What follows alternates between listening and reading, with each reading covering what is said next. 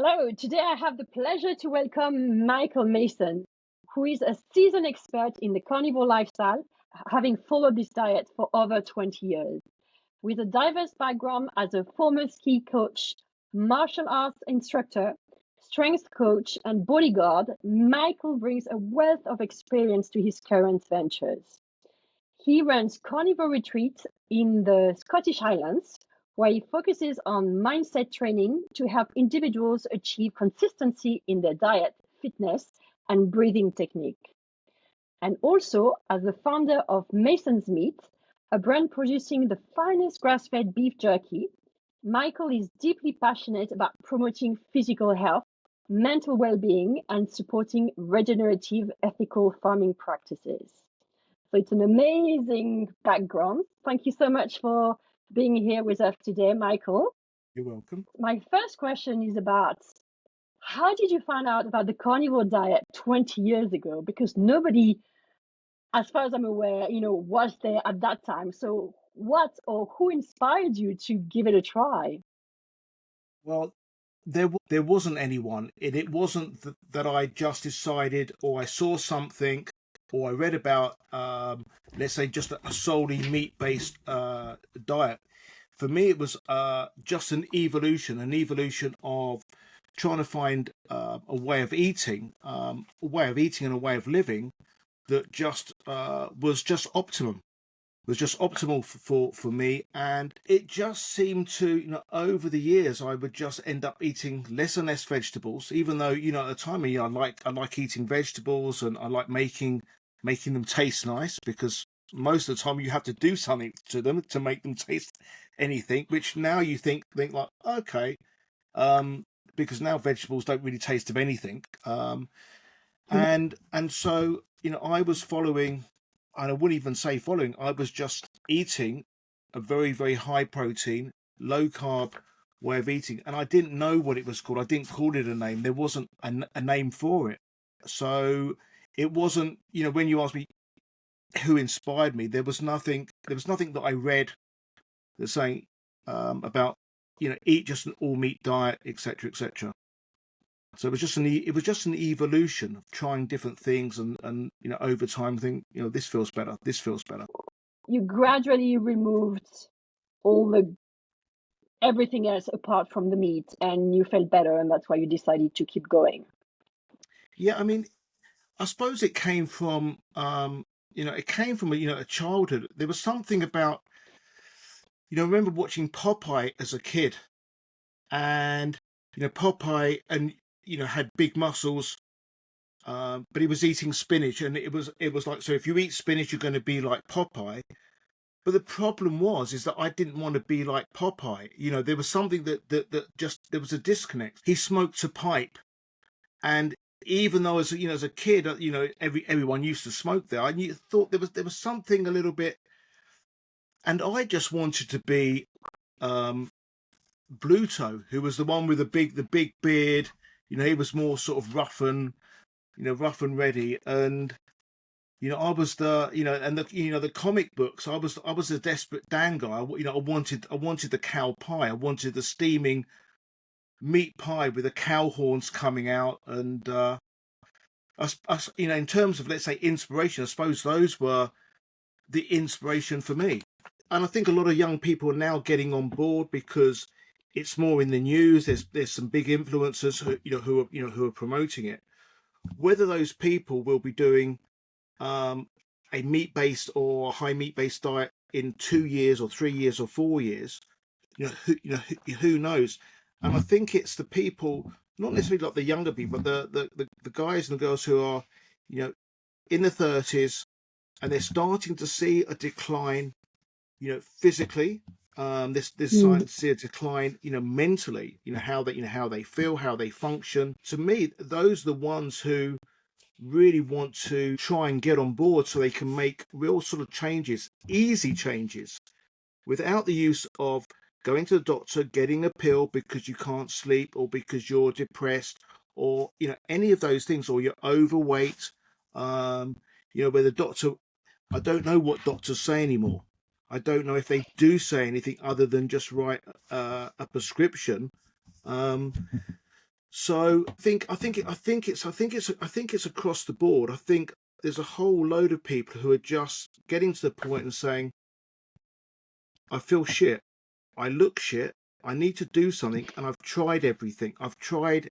And for some people, you know, it's for some people, they want to take the easy way out or the lazy way out. Go to the doctor, get a prescription, and they think that's like. And that's not saying that they're lazy. They that's just how they've been programmed to believe that's the doctor is right and it's okay.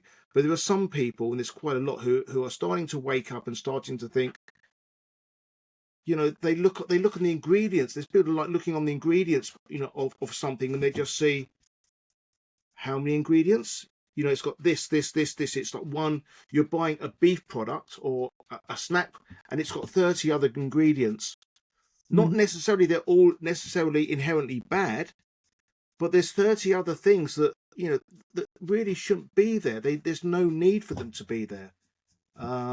So people are waking up to, and starting to wake up and just to see the world around them, see how,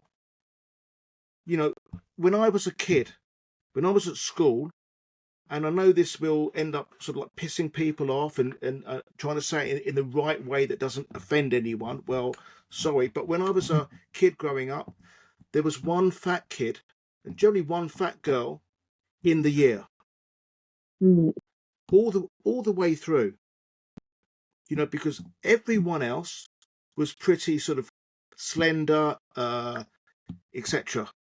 Now it's almost like it's a complete sort of it's so sad, so sad. and I think people are starting to wake up to that, and starting to say there's something wrong here, because it's as acceptable as people want it to be, and saying it's okay to be like that. As far as I'm concerned, it's not. It's not for a human being. Yeah, they're definitely starting to question what is and what we're being told, and I think that's great. So you run retreats and you produce beef jerky. So which business came first? Well, the retreat business came first. The beef jerky we just founded this year. We started earlier this year. Okay. And can you tell us about the retreats? Is it the way for you to explain your background and how to do things, because you mentioned that? Yeah, I mean, in essence, it's just a reflection of me, what I do. I've just finished the last one 2 days ago, and that was the 6th one that I've held. And pretty much it's just a reflection of what I do, the breathing techniques that I do, the way that I eat, the training that I do, or the essence of the training that I do. Not necessarily everything that I do there, but it's the essence. It's like I try and give a lot of the shortcuts, the stuff that works for me, and all wrapped up in a place in the middle of nowhere in the Scottish Highlands, full of natural wildlife, and it's fabulous. And I do everything. I do all the breath work sessions. I do all the cooking. I like to cook. I do all the training sessions. I take everyone out hiking. And pretty much, it is the essence of what I do, how I live my life every day. That's very inspiring. I mean, I've never been on your retreat. I think it's just for men anyway, isn't it? It's for men. It's for men and women. It was a 50-50 split this time. Yeah. Oh, I thought it was a men-only event. So I might be interested next time. Normally it's 50. Normally it's 50-50, and the oldest I've had is the oldest I've had is 70-year-old, and the youngest has been 22. The 22 was a Chinese student from New York, and the oldest, it was a Californian artist, female Californian artist, who's actually come twice. Oh, nice. Female. So when is the next one? The next one's probably going to be, there'll be one next autumn, and there'll be one in May, if I can do one in May in spring. So next autumn, you mean like next month or by the end No, of the year or next year. next year? Okay, so this year it's done. Next This one is is in done. May. Yeah. Okay, so one in May and one in the autumn. Okay, great. Yeah, I follow you on Instagram and I absolutely love what you do and it's super inspiring and I always wonder how you manage to do all that. It's just yeah, such a great source of inspiration. So thank you for sharing your journey. So tell me more about your other business now that you started this year, the beef jerky.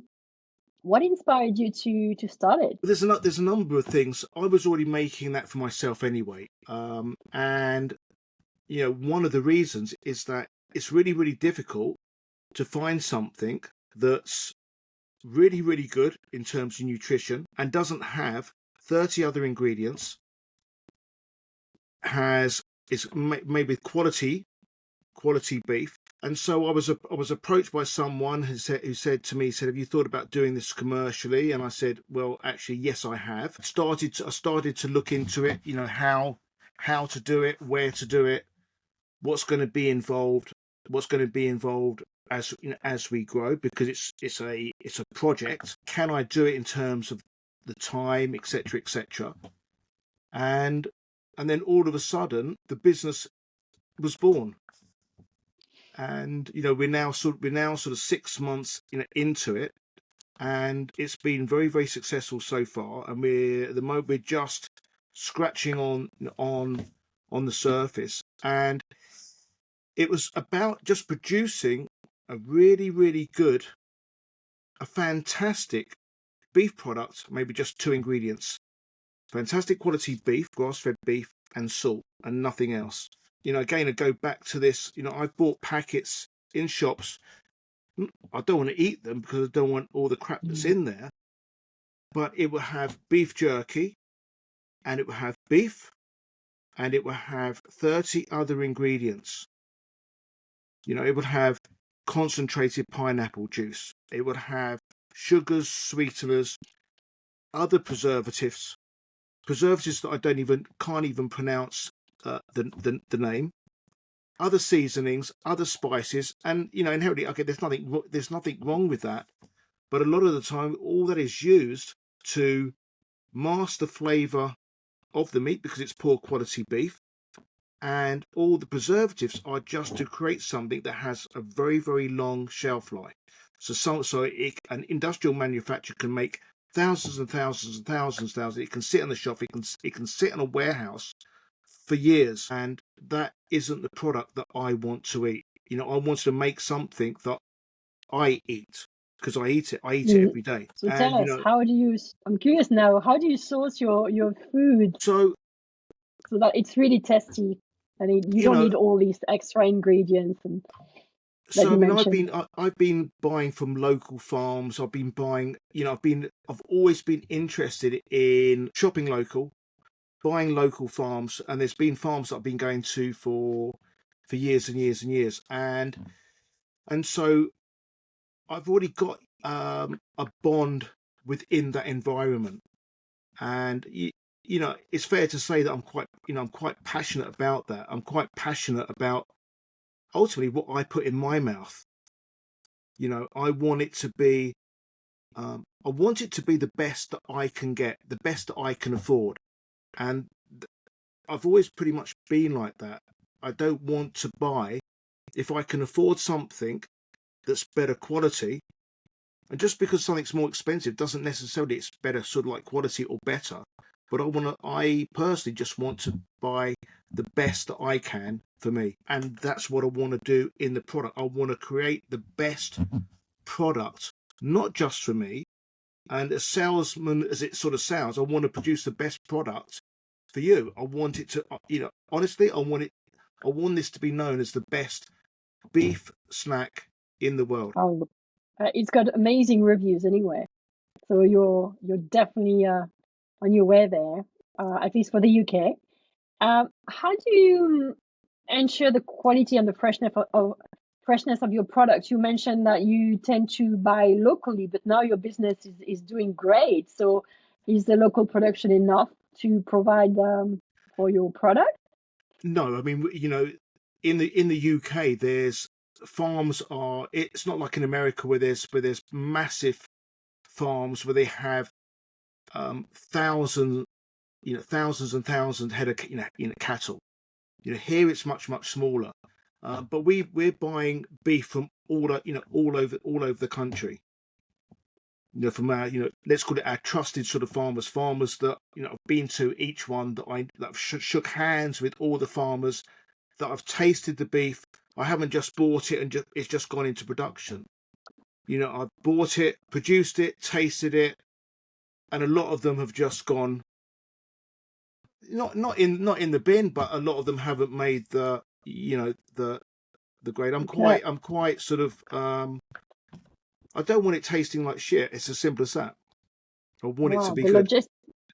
The logistic must be really hard then if you sourcing from all over the country. It's just, I mean, it's not the US, but it's still a big country to get.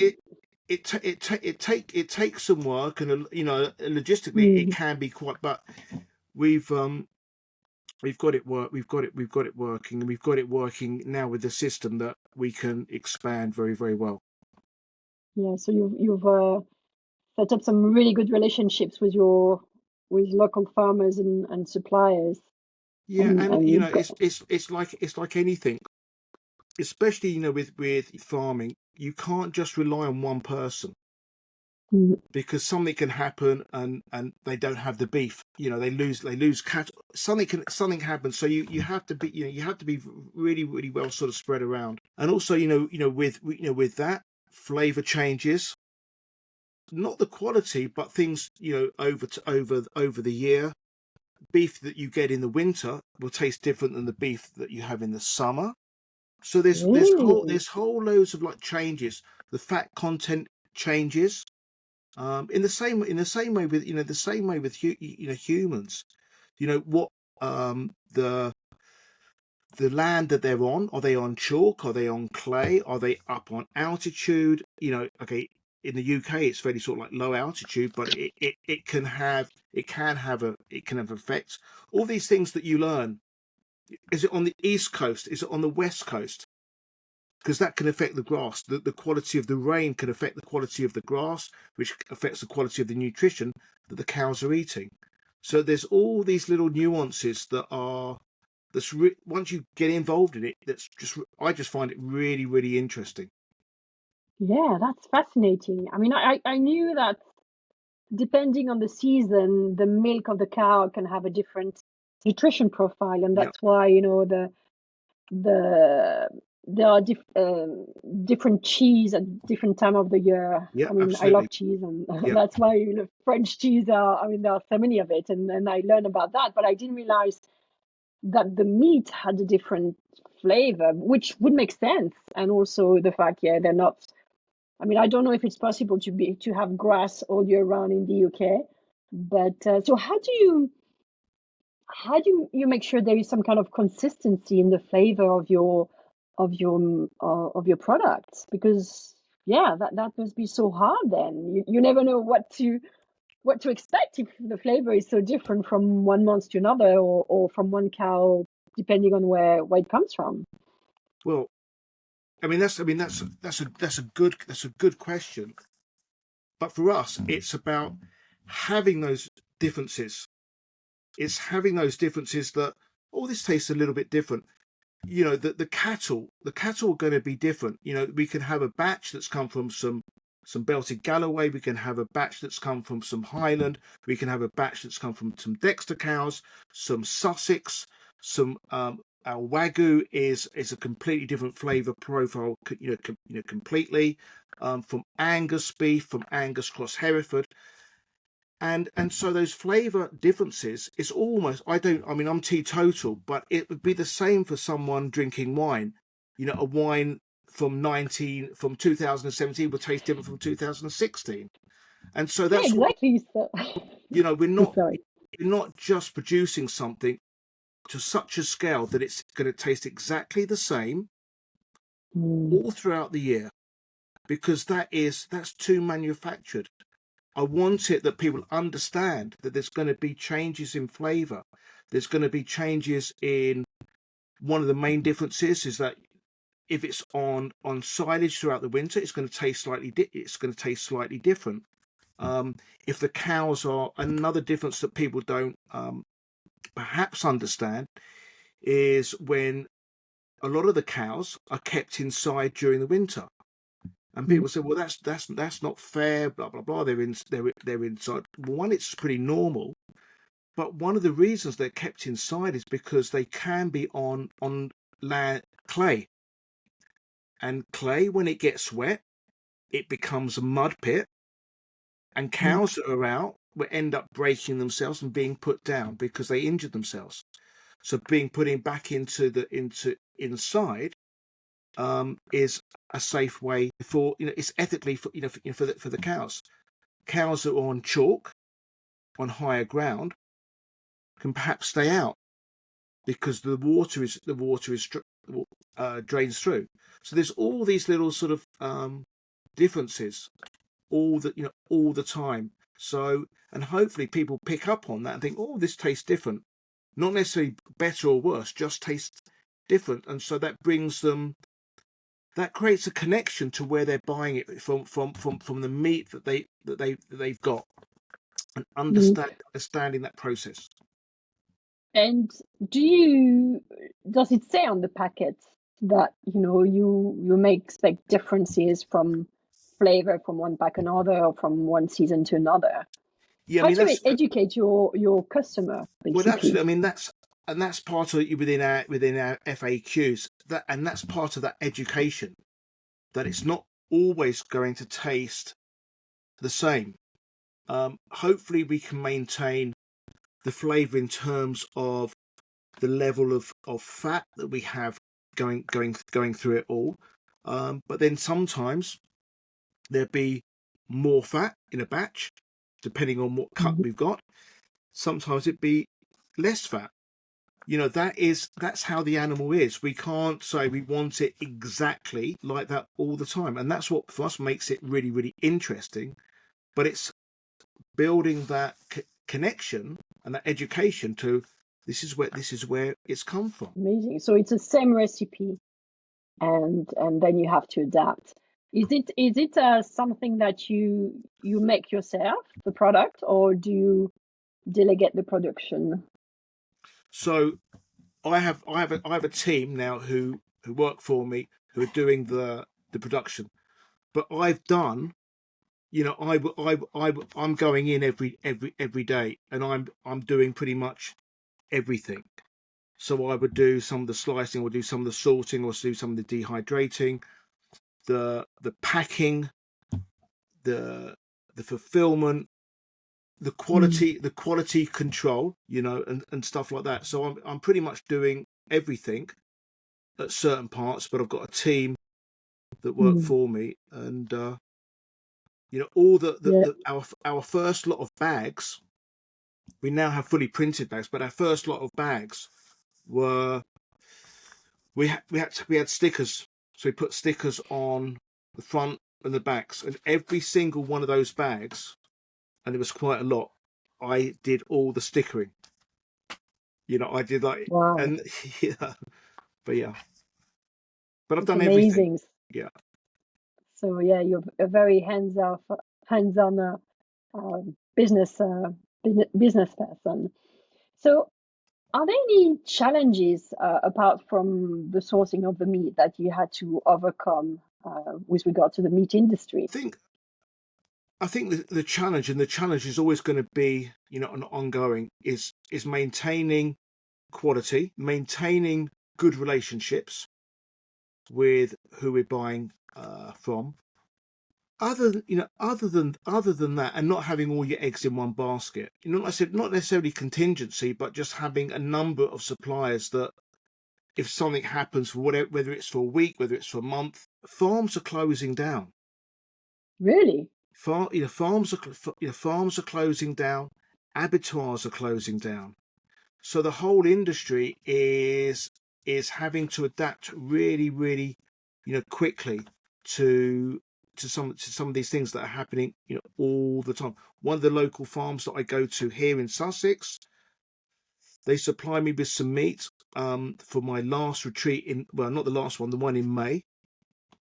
And a week later, and they did probably some of the best lamb that I've had in this. The lamb was just phenomenal. They closed down because they wanted to retire. They wanted to retire, and they didn't have their sons and daughters didn't want to take it over, and because they were tenant farmers, they couldn't. A friend of theirs couldn't then say, "Oh, I'll take it over," because it then goes back to the landowner, and then they can do whatever they want. So they sold all their beef cattle, they sold all their lambs, all the sheep. So yeah, so that's happening. That's happening, all the time. And another sort of a friend, he had a herd of Highland cattle in Sussex, and Highlands have the big, massive horns. Big ones, yeah. Fantastic beef, fantastic cattle, and because of some health and safety law that the abattoir wanted to abide by, they said they can no longer take his animals in. Wow. So he has a whole herd. The abattoir was, I think, a half an hour away. The nearest abattoir who would take his cows in was 4 hours away.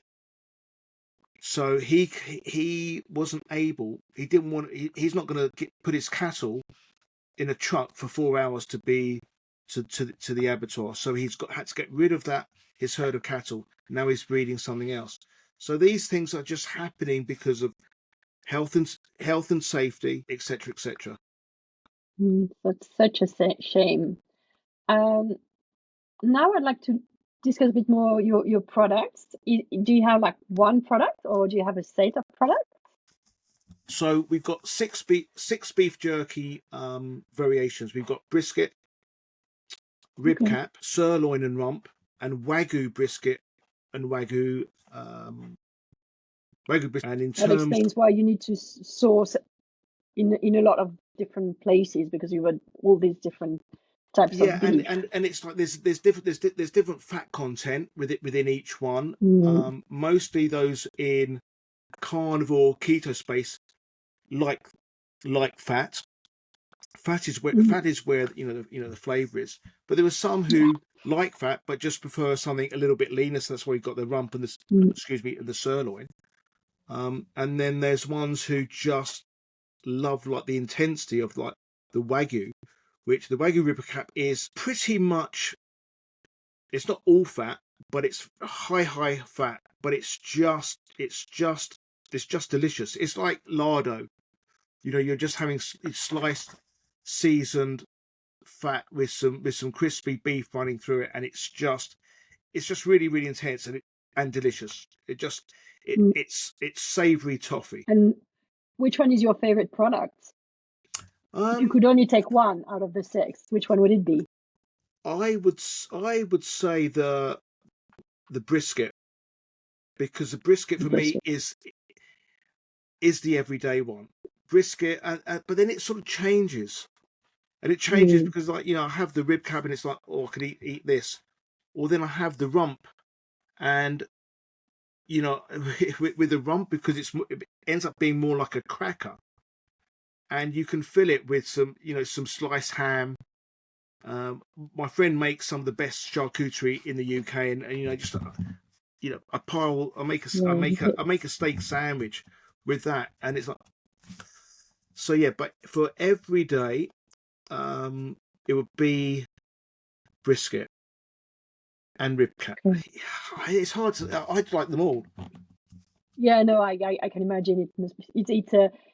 It's a question that must be really hard to answer. And so, if I ask you, if someone who is listening to this conversation wanted to buy one product, which one is the one you would recommend, or to start with, or is the most the favorites, usually the most sold of your products, or do you sell all together? The biggest seller is brisket, followed and rib cap. Okay. So basically, yeah, start with brisket or rib cap. But the thing is some people don't want to have so much fat. There's a lot of people who are buying it are still scared of eating fat. So yeah, and it's I think with let's say within our space, the carnivore keto space, we're pretty used to people wanting to eat fat. But then there's the other group of people that want to eat something that hasn't been screwed around with. Simple snack, 2 ingredients, beef and salt. And they may not want to have so much fat.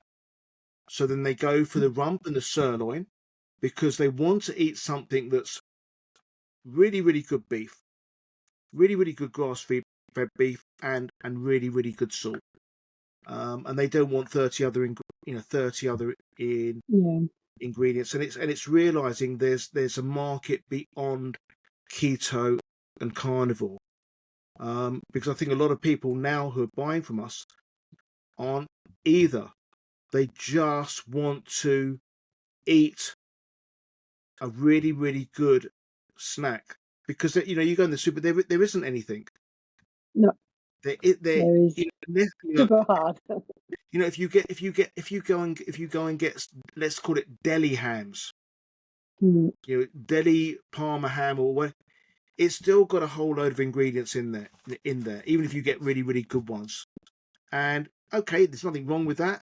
But if you want to have something every day or 2-3 times a week, so there's a lot of people who are buying it. They're buying the sirloin and the rump because for them it's a protein supplement. It's a meal replacement. So they're getting in a good amount of protein, fat, and no other ingredients, no nasties. Oh, that's great. And so where can we find your products? So website is masonsmeats.co. And do you have any plans for more products, as in more offerings, or are you building up on your 6 different products at the moment? So the plan for the moment is to consolidate what we're doing, build up production so we can satisfy the growing demand. We're almost ready to launch in Europe. So that's been quite complicated because of Brexit. Yes, I can imagine.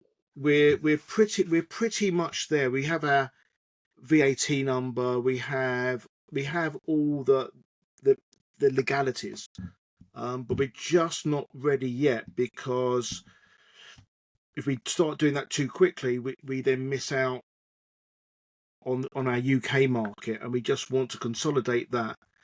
So our product range is going to stay the same, but there are plans for adding some different, like maybe a mix bag.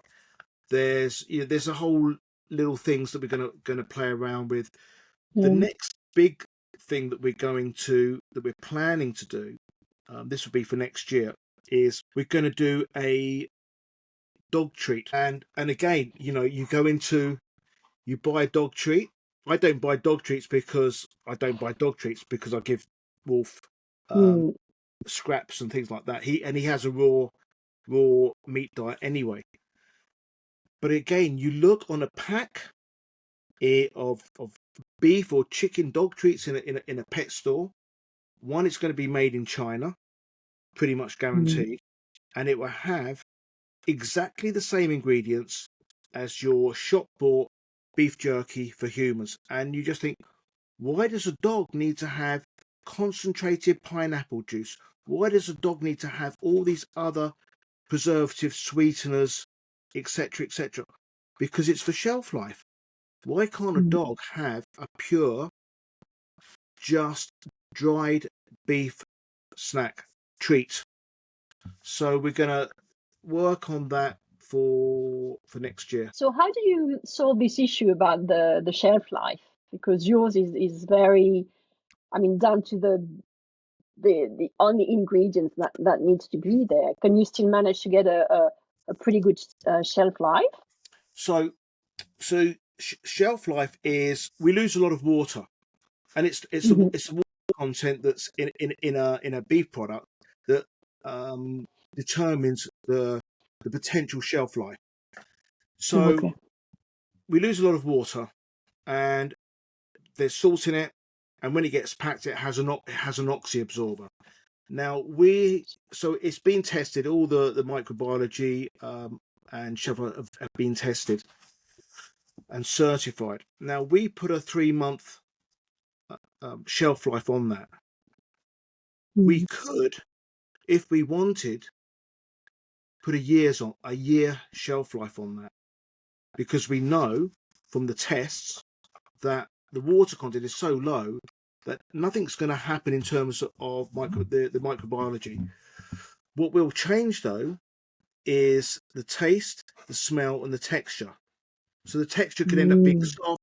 It could smell not the same, and the taste, it will still be perfectly okay to eat. But that's not the product that I want, and we're not making a product that people are trying to store for Armageddon, and have it in their basements and have like 3,000 packs. As we go on, we'll end up increasing the shelf life sticker. We're still going to do it. We're soon going to do it to 6 months, because we've had packs. We've opened packs after six months, and they taste exactly how they tasted on day one. So, Mm. and that is a subjective. That's a subjective. You may eat it and think, well, it tastes a bit different. I eat it and think it tastes fine. 3 other people have different. But in terms of the microbiology, you're not going to. Yeah, there's nothing wrong with it. Yeah, no, I understand. And the oxy And absorber and the oxy absorbers, the ones that we use, are they're the highest level ones, basically the best ones you can get. how do you see trends in the meat industry evolving, Well, if any? I think I don't necessarily see it as a trend within the industry, but I see it as a trend within people who are actually buying it, and I think people are going to become a bit more discerning about what they're buying. As we said in the beginning, they're starting to Mm. open up and Yeah. think like, hold on a minute, I actually want to start prioritizing a bit more quality. I don't want to eat just, and it's fair enough. People say, well, I can't afford that. I can't afford that. Fine. And what I'm saying is that, okay, you buy what you can afford. But I think there is a trend that people are starting to think, actually, I want to know a bit more about where this comes from. Even if they're getting it from the supermarket, I think people now want to be a little bit more educated,